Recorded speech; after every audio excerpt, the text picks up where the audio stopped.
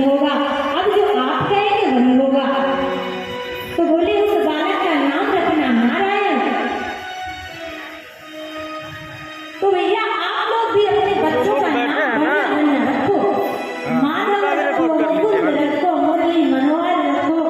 तो माधव मुकुंद बैकुंठपुरी में जल करके उठ करके बैठ जाएंगे कि भैया ऐसा भगत तो हमने देखा नहीं जो प्रातः कालीन उठ करके हमें जगा रहा है। तो इसलिए अपने बच्चों के सुंदर सुंदर नाम रखो। अब क्या हुआ, समस्त जीवन व्यतीत होने के उपरांत अजामिल का जो ये अपराध है उसके कारण यमदूत लेने आते हैं। यमदूत लेने आते हैं और इधर पुकार रहे हैं, बड़े बड़े बाल हैं, बड़े बड़े दांत हैं और फाड़ फाड़ के भाग रहे हैं हमारी ओर। बाप रे बाप, ये कौन है, कौन सा दैत्य है, कौन सा राक्षस है जो मुझे चारों ओर से घेरे हुए हैं। इधर देखता हूँ उधर आ जाते हैं, उधर देखता हूँ तो इधर आ जाते हैं। अब एक नहीं, चारों दिशाओं में केवल वैसे ही स्वरूप के दानव दिखाई दे रहे हैं, वो तो यमदूत है। लेकिन नारायण नारायण बुला रहे हैं भय के कारण किसको, अपने पुत्र को। तो जब बुला रहे हैं अपने पुत्र को नारायण नारायण, तो वहां बैकुंठपुरी से द्वारिकाधीश कहते हैं,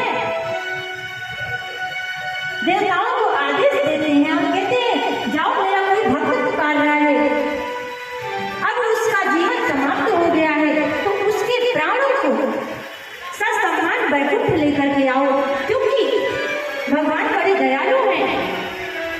अंतिम क्षण भी जो कोई उनका स्मरण कर लेता है, उनका नाम ले लेता है, उनका चिंतन कर लेता है, तो उसका भी वो कल्याण कर देते हैं।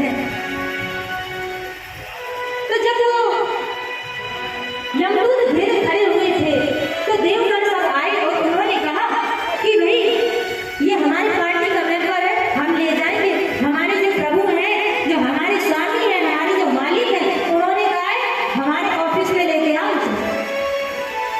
तो बोले कि अरे ये तो बहुत ही बेकार व्यक्ति है, बहुत ही खराब मनुष्य है, इसने तो अपने जीवन में कोई भी पुण्य का कार्य नहीं किया है। अब दोनों में आपस में बहस होने लगी। अब किसकी बात करते हैं ये तो पता नहीं चल रही। तो देवदूत फिर से गए द्वारिकाधीश से, कहते हैं हे प्रभु, वो यमदूत कह रहे हैं हमारी पार्टी का मेंबर और आप कह रहे हैं यहाँ लेके आओ, एक प्राण है उसको बताइए कहाँ लेके जाए। तो बोले भाई देखो, जीवन में उसने अपराध किए होंगे, किंतु अंतिम क्षण उसने मेरा नाम पुकारा है। बोले भगवान ये गलत बात बोल रहे हैं, वो आपका नाम नहीं पुकार रहा है, वो तो भय के कारण अपने बालक को बुला रहा है, अपने पुत्र को बुला रहा है, उसके पुत्र का नारायण नाम है। तो बोले कि भाई उसके पुत्र का नारायण नाम होगा, अब नाम होगा, किंतु इस सृष्टि में, इस संसार में जो सबका स्वामी है, जो सबसे बड़ा नारायण है, वो कौन है। देवता अचंभित हो गए, अरे प्रभु आपकी लीला बड़ी अद्भुत है, आपकी लीला बड़ी न्यारी है, वो तो आप ही है, तो तत्काल जाओ और उसे लेकर के आओ। तो ऐसे अजामिल का उद्धार करते हैं भगवान।